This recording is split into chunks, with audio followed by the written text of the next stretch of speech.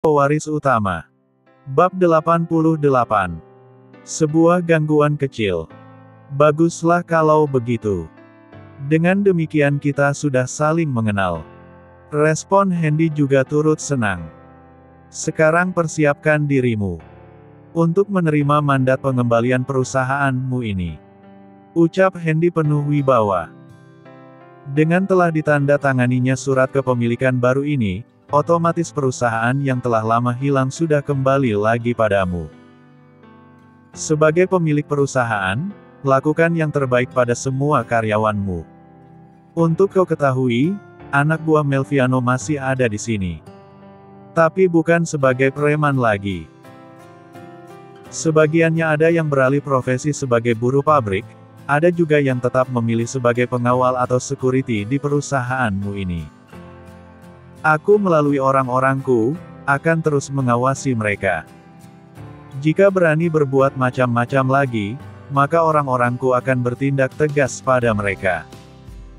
Jadi kau tidak perlu khawatir dengan adanya mereka. Aku jamin, orang-orang itu tidak akan berani lagi berkhianat padamu. Ucap Hendy tegas, sesaat setelah Sidik selesai menandatangani surat kepemilikan baru perusahaannya. Terima kasih atas kebaikan Tuan Besar. Saya atas nama keluarga, juga seluruh karyawan perusahaan ini, menyatakan tunduk dan setia pada Tuan Besar dan Birawa Group. Jika kedepannya saya ingkar, Tuan boleh menghabisi saya. Respon Sidik tegas. Apakah kau tahu tentang adanya lorong rahasia, yang membentang di bawah tanah antara pabrik ini dengan rumahmu itu? Tanya Hendy ingin tahu. Apa? Lorong rahasia? Saya sungguh tidak tahu Tuan Besar. Jawab Sidik apa adanya. Kalau begitu kau bisa mengeceknya nanti, orang-orangku akan memandumu ke sana. Sekarang sebaiknya kalian kembali dulu ke rumah. Orang-orangku sudah mempersiapkannya untuk Anda. Baik Tuan Besar, budi baik ini akan tetap kami kanang. Respon Sidik bahagia tidak terkira. Keesokan harinya, Hendy memutuskan untuk berjalan-jalan di kota P itu, tanpa membawa pengawal banyak. Dia hanya membawa Hans pengawal pribadinya, Anjani dan 3 gadis Shanghai serta 10 pengawal elitnya saja. Saat ini Hendy dan Ivory serta Dragon, sedang berada di mall yang cukup besar dan megah. Hendy sudah berpesan pada pengawalnya, agar tidak terlalu mencolok dalam mengawal keluarganya. Agar privasi mereka terjaga. Pa lihat. Itu sepertinya barang yang Ivo ingin miliki. Teriak Ivo sedikit kuat, hingga membuat pengunjung mall menoleh ke arah mereka. Dengan isi kepala penuh dengan tanda tanya. Pelankan sedikit suaramu sayang. Lihat tuh. Banyak yang sedang memperhatikan kita. Protes Hendy tidak enak hati. Biarkan saja mereka seperti itu Pak. Toh tidak merugikan mereka juga. Ini mall, siapa saja boleh mengunjunginya kok. Sangga Ivory kekanak-kanakan. Memang barang apa yang ingin kau beli sayang? Tanya Hendy penasaran. Itu tuh Pak. Guci antik yang dipajang dekat etalase toko barang antik yang ada di depan kita itu. Jawab Ivory senang dan tidak sabar ingin memilikinya. Bukankah barang seperti itu sudah banyak di tempat kita Ma? Kenapa masih ingin membelinya lagi? Protes Hendy kurang senang. Kalau Papa tidak mau menemani Ivo, biar Ivo dengan Dragon saja yang ke sana. Reaksi Ivory merajuk. Ayo Draco, temani ibu ke sana.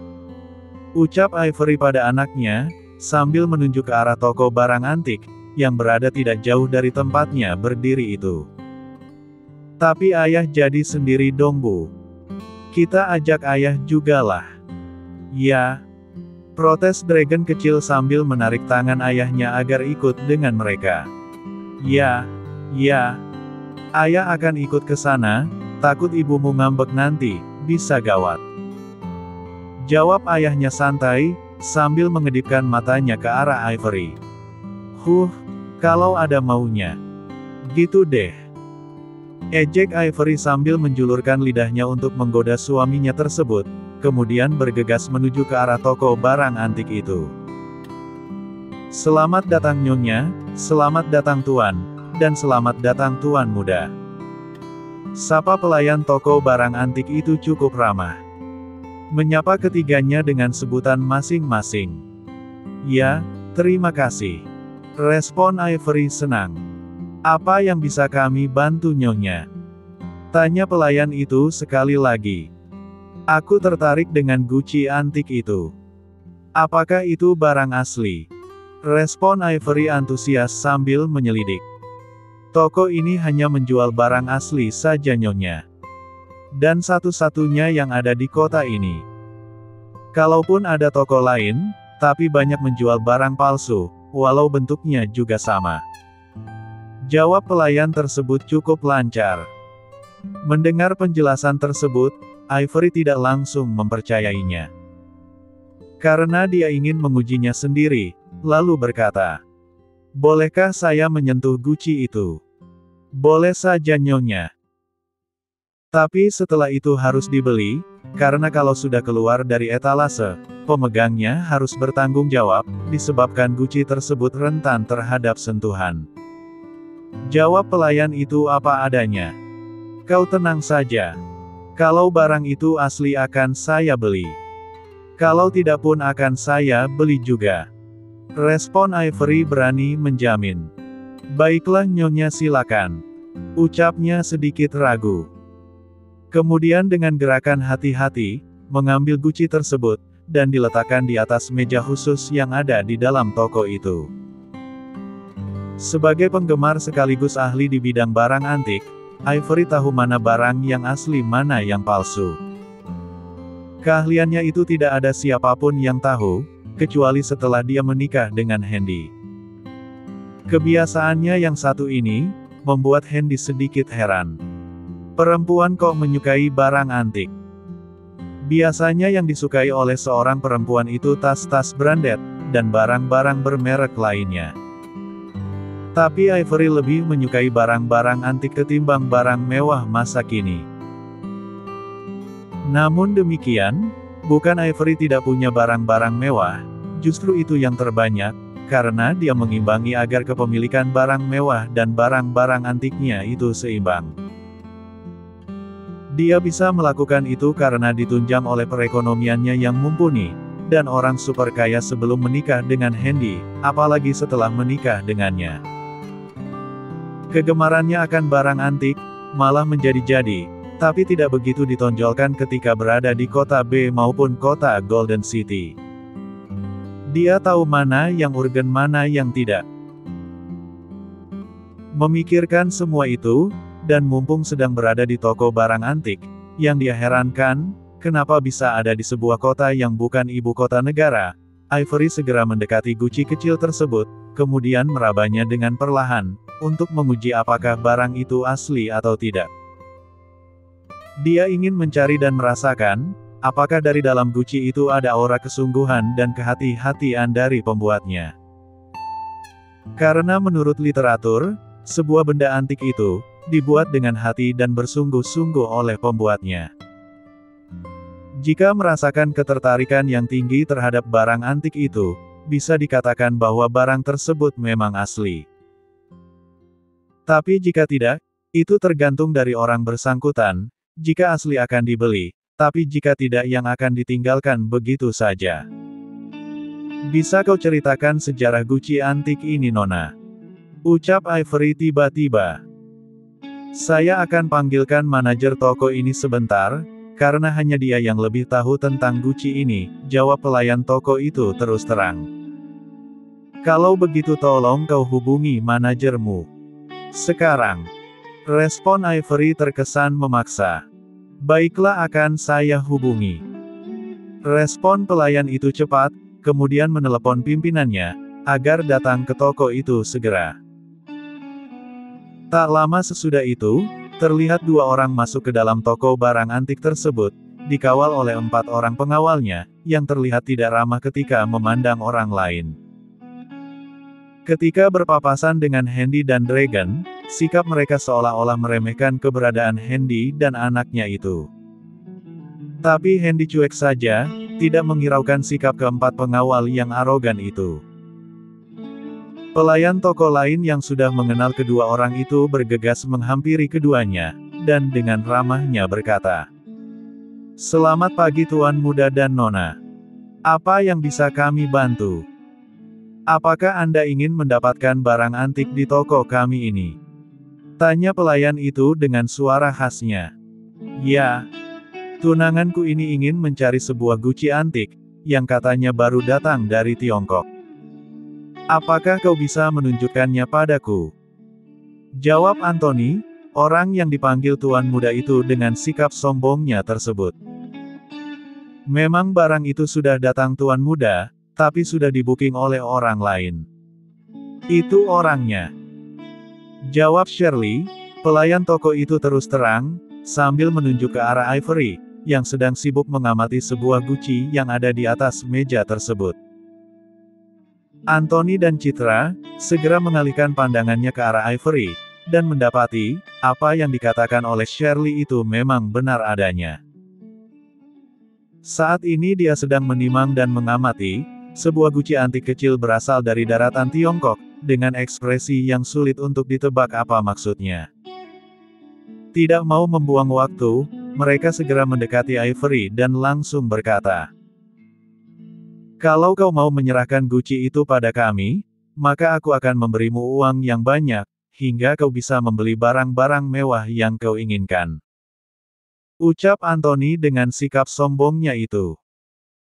Ivory hanya memandang mereka sekilas, kemudian kembali mengamati dan meraba-raba guci antik tersebut, tanpa memperdulikan keberadaan mereka. Sikap yang ditunjukkan oleh Ivory, tentu saja membuat Citra berang, kemudian dengan pongahnya menarik tangan Ivory agar memperhatikannya. "Kau sudah tahu bahwa tunanganku ini sedang berbicara padamu, tapi kenapa kau tidak mengacuhkannya?" tanya Citra dengan ekspresi marah dan tidak suka. "Memang apa urusanku dengan tunanganmu itu? Aku sedang mengamati guci ini, dan tidak boleh ada suara ribut, agar aku bisa mengetahui, apakah guci ini asli atau tidak," jawab Ivory kesal.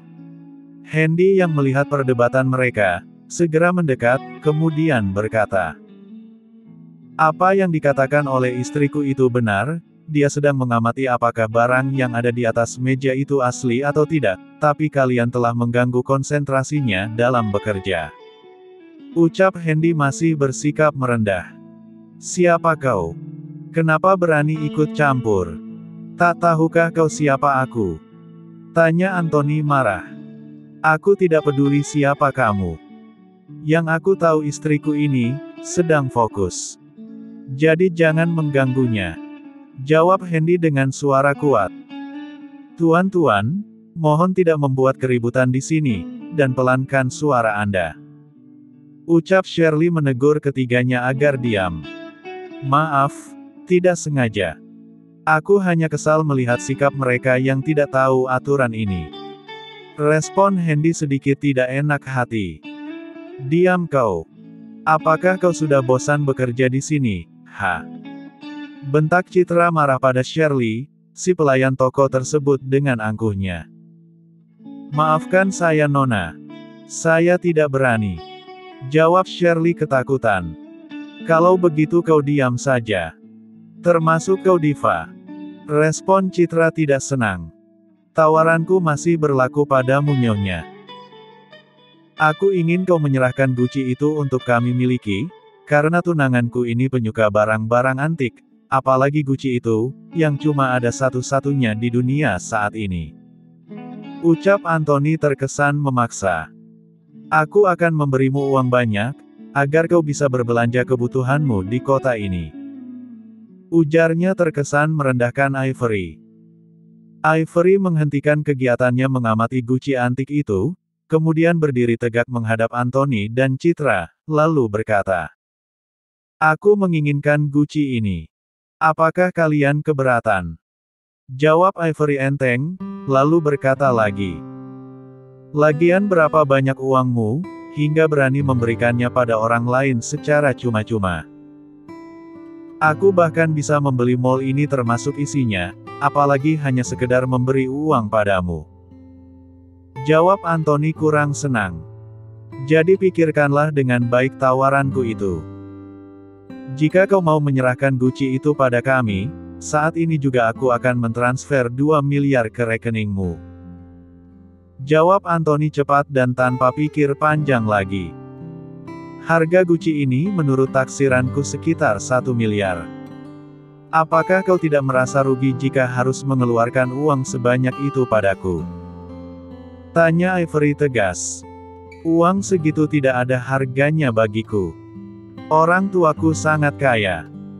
Pengusaha besar dan terkenal di kota ini, jawab Anthony masih tetap membanggakan nama besar ayahnya itu. Untuk kau ketahui, ayahku adalah Tuan Singgi Permana, pengusaha real estate, pertambangan, peternakan, kelapa sawit, dan masih banyak lagi. Uang jajanku saja sampai 20 miliar per tahun. Jadi kau jangan khawatir tentang itu. Maka serahkanlah Gucci itu pada kami sekarang. Aku jamin, uang 2 miliar itu akan segera kau terima. Aku yakin, kau sangat membutuhkan uang tersebut. Karena orang sepertimu ini, pasti orang susah.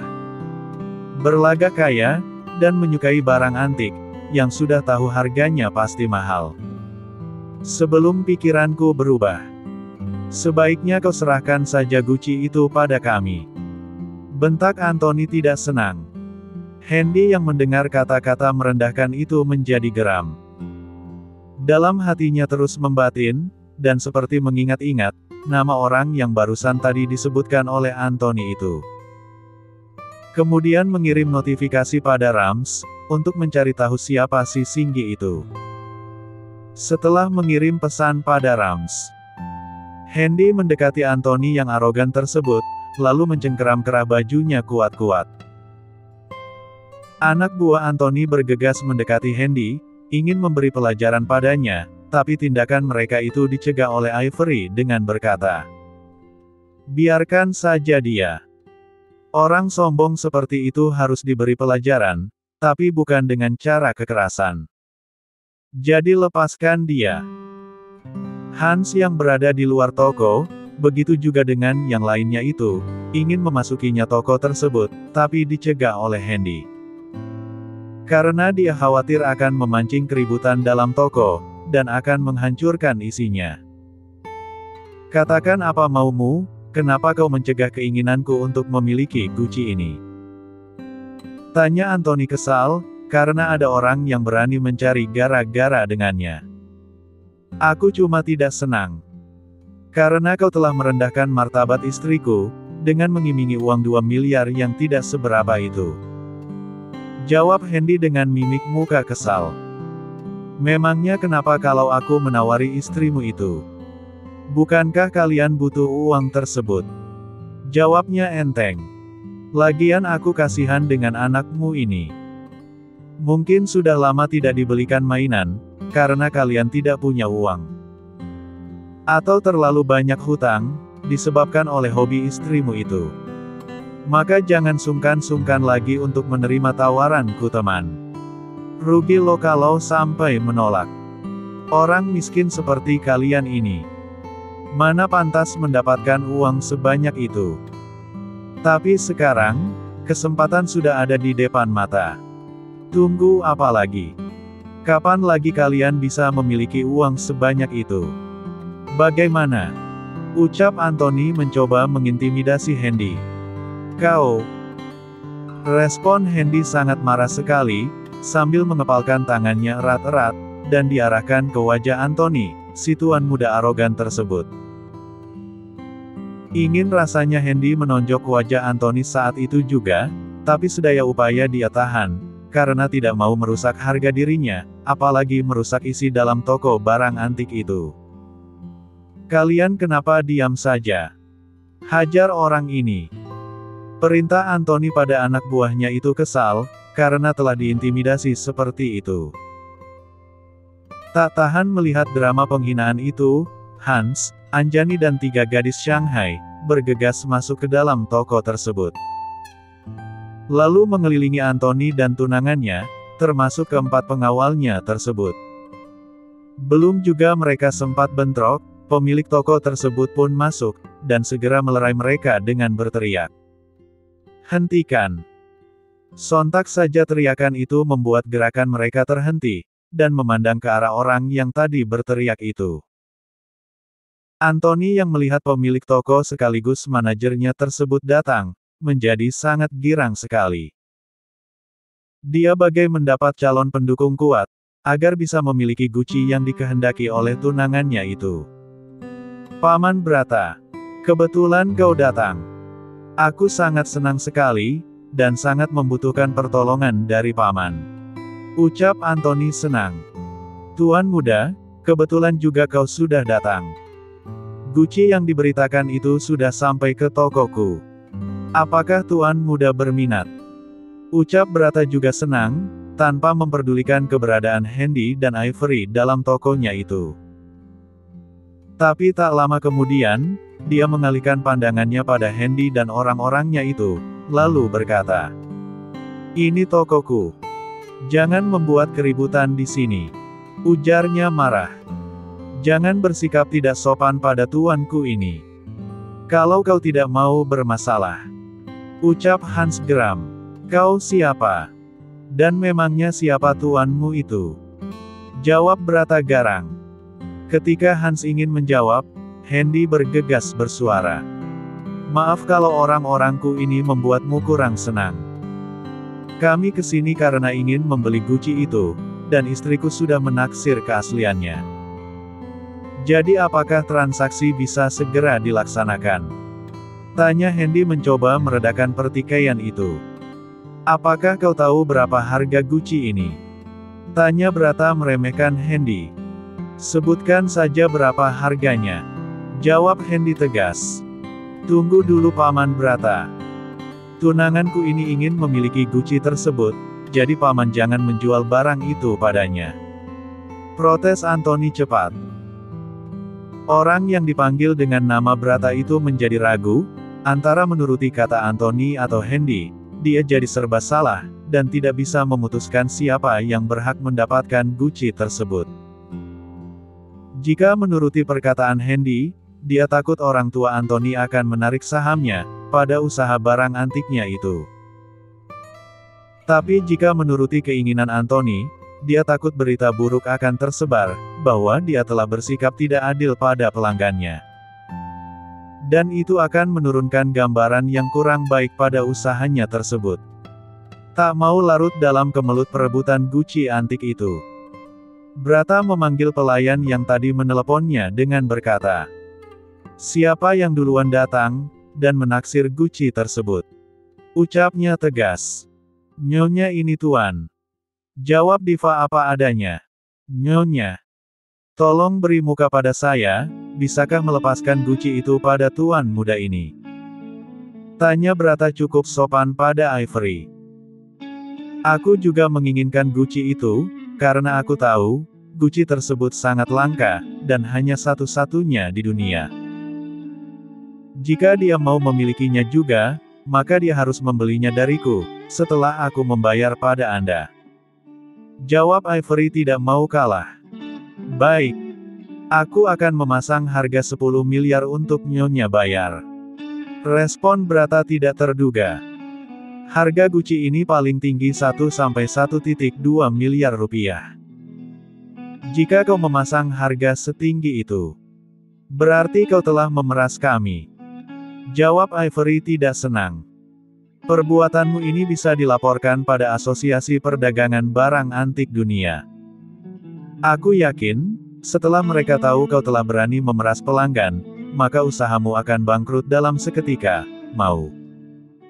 jawab Ivory santai.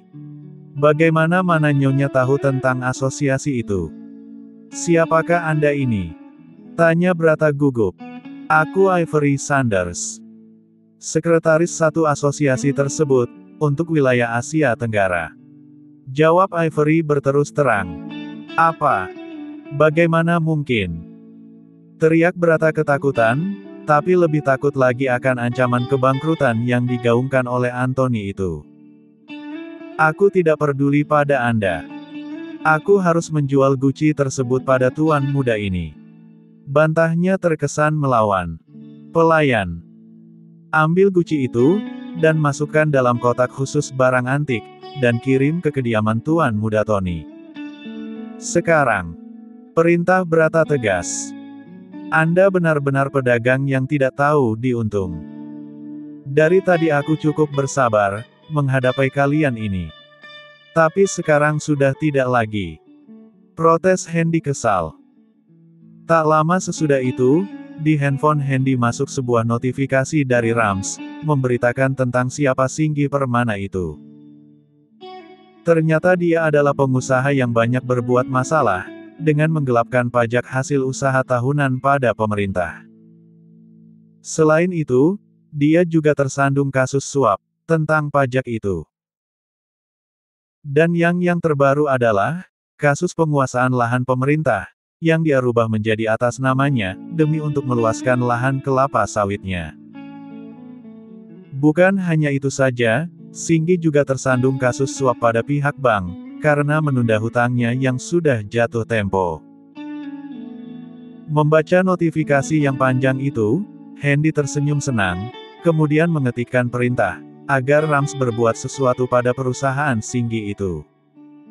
Tak lama kemudian, dalam jangka tak sampai 2 menit, masuk kembali sebuah notifikasi ke handphone Hendy, yang memberitahukan bahwa Singgi telah dilaporkan ke polisi atas perbuatannya itu. Pihak bank tempat Singgi meminjam uang itu juga sudah memblokir akun bank miliknya, atas perintah pihak kepolisian, termasuk juga akun milik Anthony itu. Berita yang lebih mengejutkan adalah, Singgi saat ini telah ditangkap oleh polisi atas tuduhan penggelapan pajak dan menggelapkan utang bank yang telah jatuh tempo. Bersama dengan dia juga telah ditangkap 2 orang manajer dan 1 orang kepala manajer sebuah bank, serta 3 karyawan bank, karena telah membantu Singgi melakukan itu. Di bagian lain juga terjadi penangkapan terhadap 4 pegawai kantor pajak nasional, atas tuduhan membantu Singgi dalam melancarkan aksinya itu. Membaca semua itu Hendy menyeringai dingin kemudian berkata, "Ivo, biarkan saja orang itu membeli Gucci tersebut. Kau lihat saja apa yang akan terjadi sesudahnya." Ucap Hendy lirih pada istrinya itu. Ivory mengerti kode yang diberikan oleh Hendy itu, kemudian buru-buru berkata, "Aku berubah pikiran. Tidak mau membeli Gucci itu, karena harganya yang terlalu murah. Kalau kau jual dengan harga 100 miliar, baru aku akan membelinya." Ujarnya santai. "Apa? 100 miliar? Pekik Brata termasuk anak buahnya itu terkejut. Anthony dan tunangannya juga terkejut bukan kepalang, mereka tidak menyangka, orang yang mereka remehkan sedari tadi, akan berkata seperti itu. Mereka saja akan berpikir 1000 kali, kalau harus membeli sebuah Gucci antik, dengan harga semahal itu. Benar-benar gila, pikirnya. Nyonya, apakah perkataanmu ini serius? Aku sudah memutuskan akan menjual Gucci ini pada Nyonya. Silakan Anda ambil dan lakukan pembayaran." Ucap Brata senang. Anthony yang sudah kepalang malu dan gengsi, kalau harus kalah dalam memperebutkan Gucci yang tidak seberapa itu. Maju mendekati pemilik toko kemudian berkata, "Aku akan bayar Gucci itu 2 kali lipat dari perempuan ini. Silakan ambil kartuku, dan gesek isinya untuk melakukan pembayaran." Ucapnya sambil menyodorkan kartu ATM-nya dan langsung diberikannya pada Brata dengan sikap angkuh. Lini bagai mendapat durian runtuh. "Gucci yang harganya cuma 750 juta ketika aku beli, akan dibayar orang dengan harga ribuan kali lipat. Aku benar-benar beruntung kali ini."